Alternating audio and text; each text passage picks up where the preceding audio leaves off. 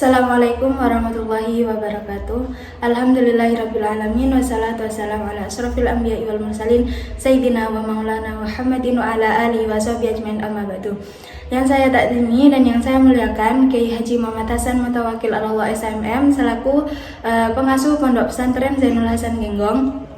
Yang saya hormati Bapak Rektor Universitas Islam Zainul Hasan Genggong, Bapak Abdul Aziz Wahab BAMAG. Yang saya hormati dosen pengampu mata kuliah Telaah Pengembangan Kurikulum Merdeka, Ibu Eka Rahayu MPD.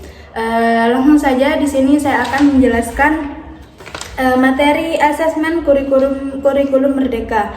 Nah, di sini saya akan menjelaskan 3 poin. Yang pertama ada jenis asesmen, yang kedua ada format asesmen, dan yang ketiga ada contoh format asesmen. Nah, yang perlu kalian ketahui, apa itu asesmen? Nah, jadi asesmen itu adalah aktivitas yang menjadi kesatuan dalam proses pembelajaran.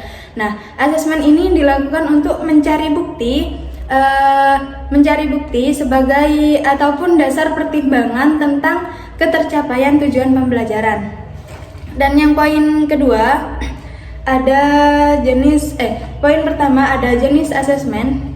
Yang pertama ada asesmen diagnostik, yang kedua ada asesmen formatif, dan yang ketiga ada asesmen sumatif. Nah, apa itu asesmen diagnostik?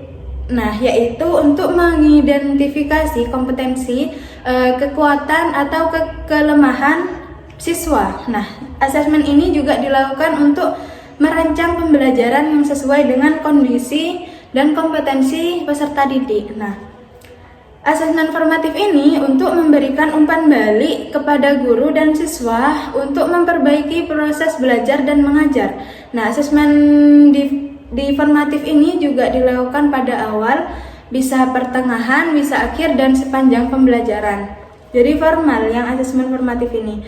Yang terakhir ada asesmen sumatif. Nah, asesmen sumatif ini untuk menilai pencapaian tujuan pembelajaran atau capaian pembelajaran CP peserta didik. Nah, asesmen ini biasanya dilakukan di akhir proses pembelajaran seperti akhir semester, akhir tahun ajaran sekolah maupun akhir jenjang pendidikan.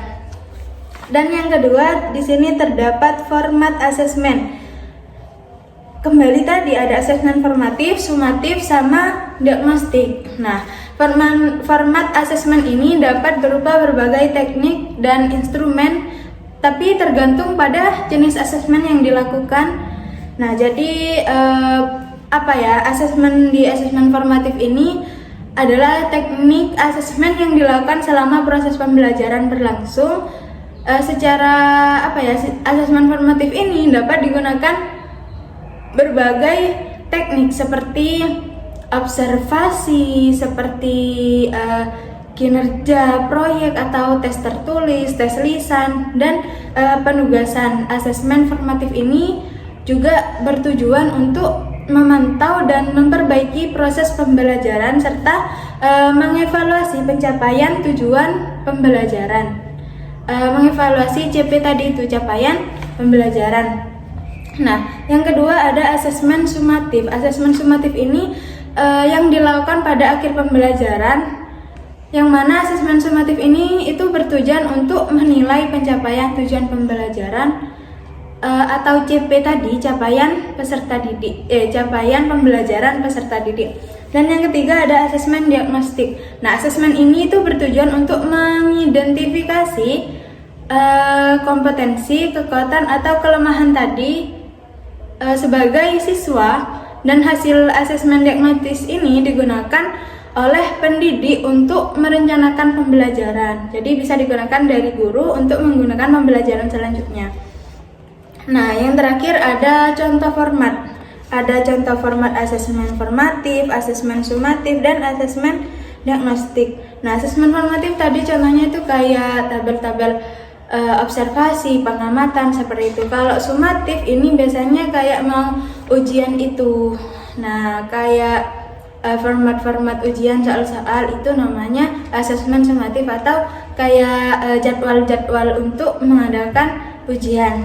Dan kalau diagnostik itu kayak akhir itu hasil diagnosanya itu kayak tes-tesannya itu direkap seperti itu. Dan ini sudah tertera di sini contoh-contoh format dari asesmen tersebut. Mungkin seperti itu penjelasan yang bisa saya sampaikan. Apabila ada penjelasan yang kurang dipahami dan dimengerti, saya mohon maaf.